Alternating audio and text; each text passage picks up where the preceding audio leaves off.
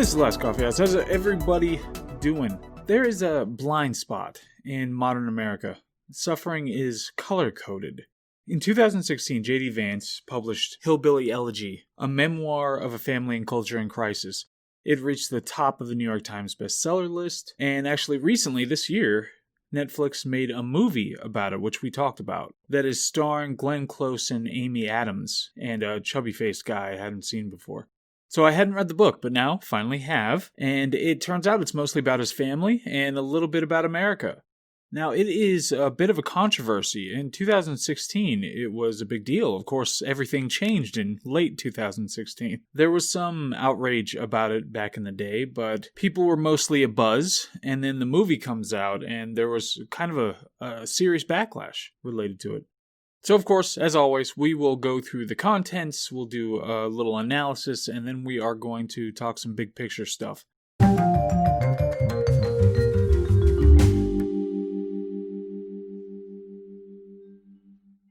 So what are the contents? Well, I can't even pronounce the word contents. Jeez, am I drunk?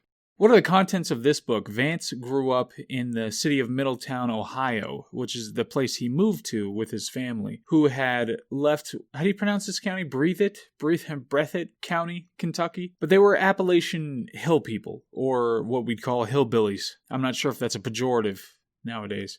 So his family comes from this area, and this was a community that had a lot of homogeneity when it came to the socioeconomic roots of this particular place. He starts with his childhood and talks about how important the social and economic, the cultural, all those things were kind of intertwined in this particular area. So, for instance, there was a car manufacturer that was there, or a steel manufacturer that made steel for cars, and people who worked there, it was a major employer in the area. And people who worked there would be very proud of that fact. There were things that were shared culturally, like when a funeral procession drove through the area, or an area, down a street, then everybody would stop and stand up and pay homage to that funeral procession. And this was something that had a very big impact on him as a child. Now, his father was distant for most of his childhood, although he would come back later in life, or they would at least reconnect later in life. So he mostly spent time with his mom at first, and he had a sister, and he and his sister were very close, but his mother would jump from guy to guy, which would mean different living situations as they were growing up.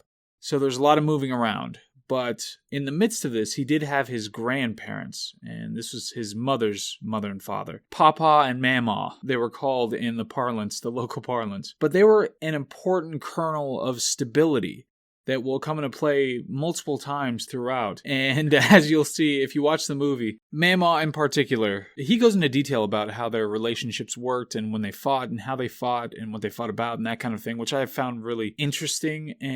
But Mama herself, it's no wonder they made a movie out of it. She's just a fantastic character and a very interesting person. She was apparently a maniac, a hilarious maniac. She would threaten to kill people, she toted a shotgun, and she cursed up a storm.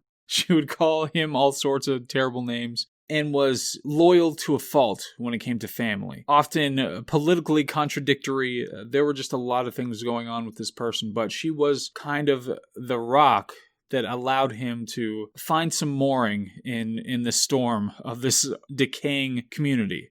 Eventually, at a certain point when he was a kid, there was this one instance where he was driving with his mom and he had said something or done something that really pissed her off, and she just went off on him and started hitting him. He fled out of the car and ran to a house, and the person in the house let him in to protect him, and his mom broke the door down and was arrested and all sorts of stuff. So at a certain point, he ends up living with his grandmother, and it was at this point, he's not being moved around between different guys once he hits this point, and now he stops acting up and getting into trouble and getting bad grades. His mama forces him and tells him, you need to work hard, you need to get these grades up. She takes an interest in this, and his mother was, at a certain point, I think she was addicted to hard drugs, and then eventually she worked as a nurse. Then eventually she became addicted to painkillers, prescription drugs. I'm not sure if they were just painkillers, but prescription drugs in general. And this would have a significant impact on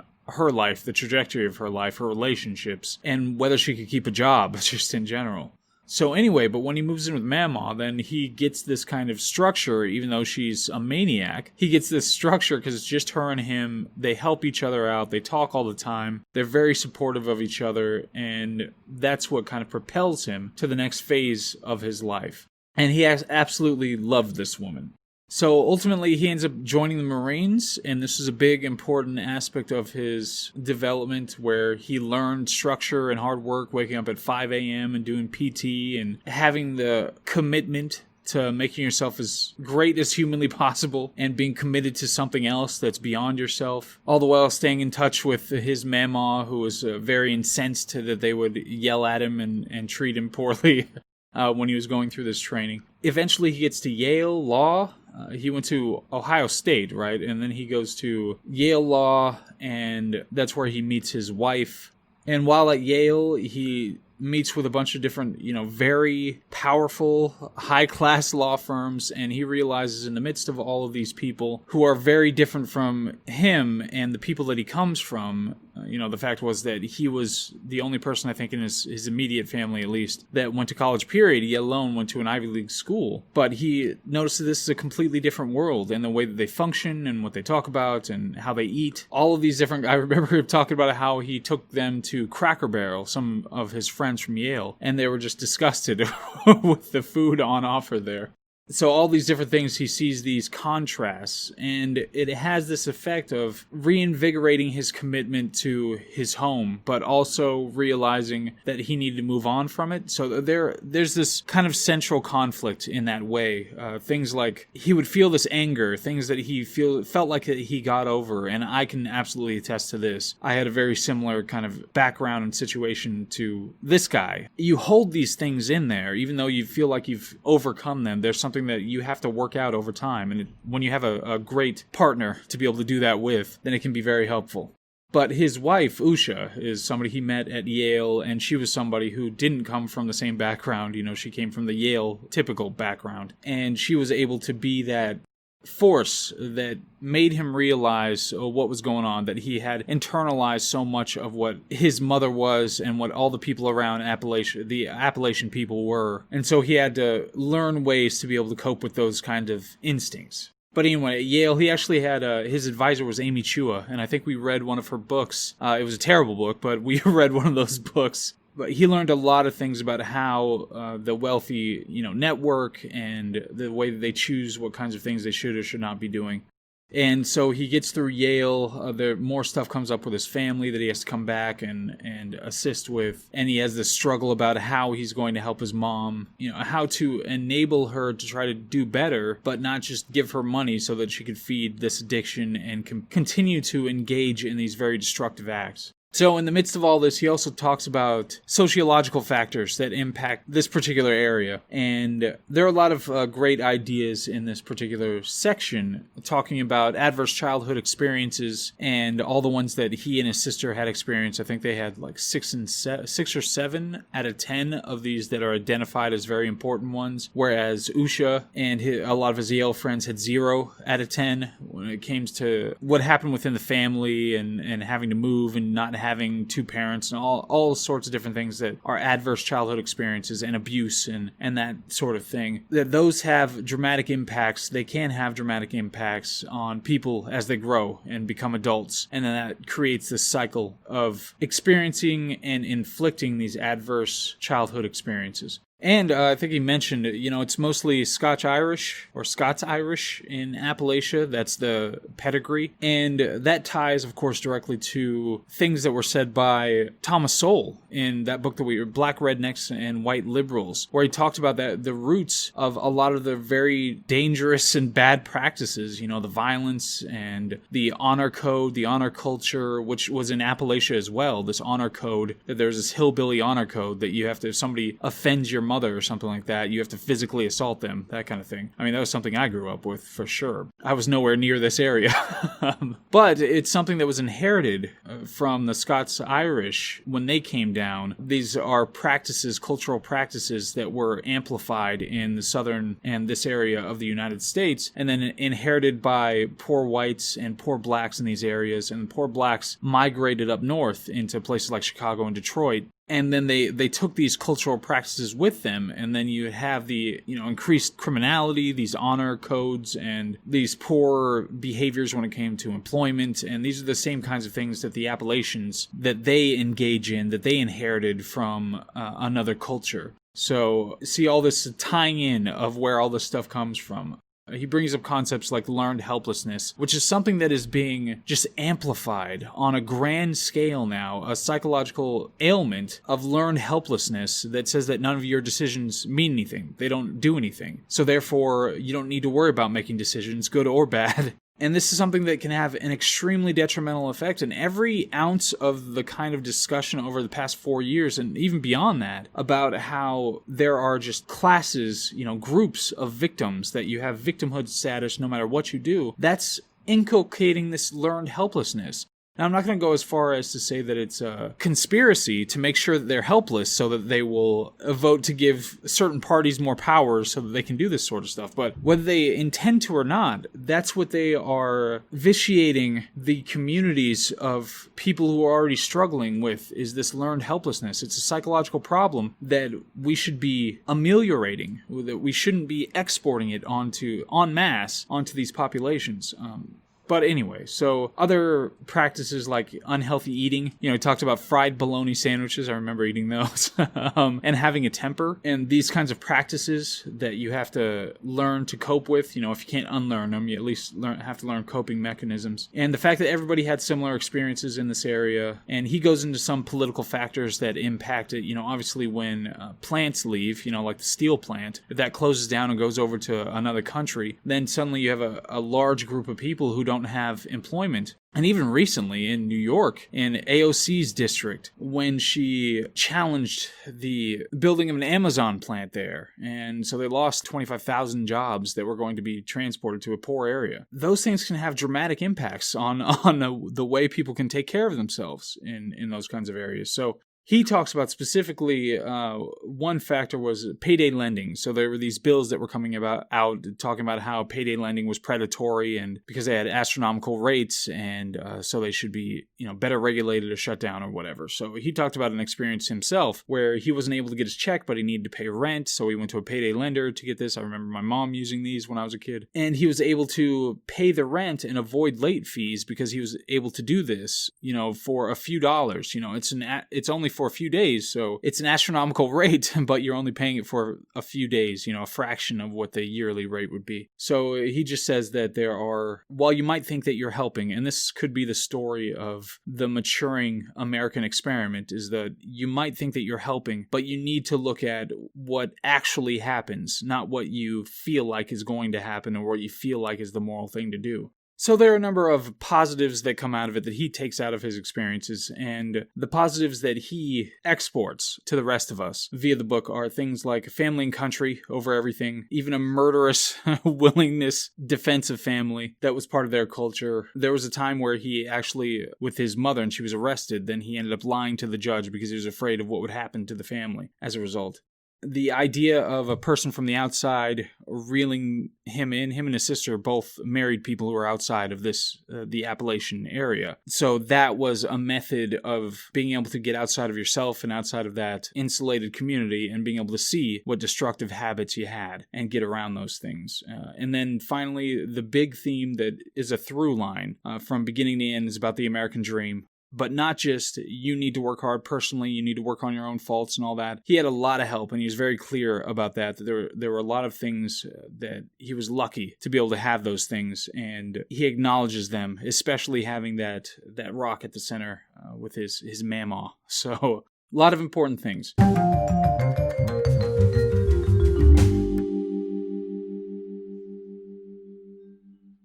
Now, when it comes to the analysis, this is a memoir, so it's one guy's story. Obviously, we talk about it. It's anecdotal if you want to talk about it as evidence of something or some kind of broad ideas. And so when it comes to, while I, as a lawyer, am incredibly well-informed, and you should listen to everything I say, of course, but this lawyer doesn't necessarily have the expertise to be able to interpret policy or apply policy or interpret statistics in the proper way, all that sort of thing. So you have to take all that sort of thing with a grain of salt. There's going to be likely skewing when it comes to his direct experiences of this versus what the data actually show. Of course, we have to be very suspicious of experts in what the data supposedly show, especially nowadays when they have a political dog in any given empirical question.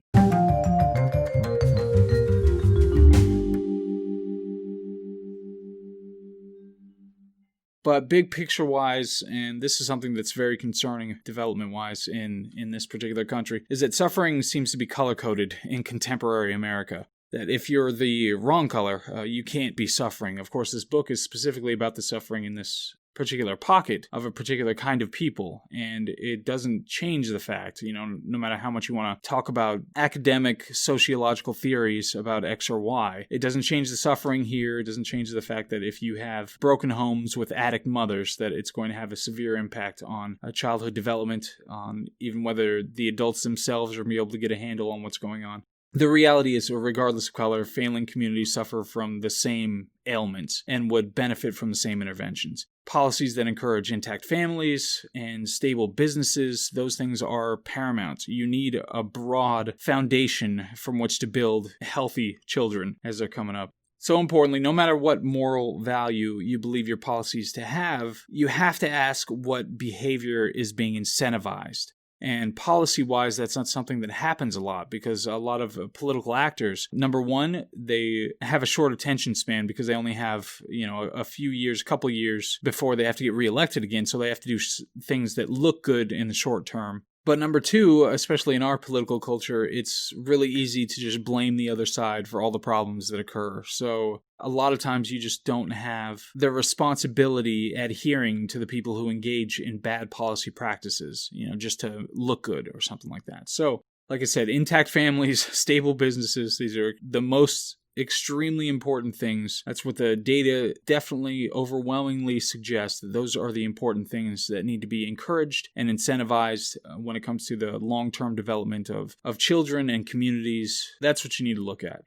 So anyway, that's big picture-wise. That was Hillbilly Elegy. Did I even say I said the title at some point. The movie tended to downplay a lot of the broader ideas that were in the book. I think the movie had a bunch of voiceover, didn't it? It more kind of focused on the family drama aspect, but still did keep the through line of the, hard work and individual and American dream kind of thing. But it did really downplay. I would have loved to see more textured approach where you had a lot of the other people, like his uncles and a lot of the other people that he brings up, to have more characters that really show this is the community, this is how they act, this is how they experience things and what they think. I think that would have been a more robust experience to have in the movie, rather than having it be more just kind of direct family drama. But overall, it was an enjoyable book, and obviously I see, because we have this kind of weird persecution thing going on right now, that if anything even smacks of the opposing political side, that you have to crucify it.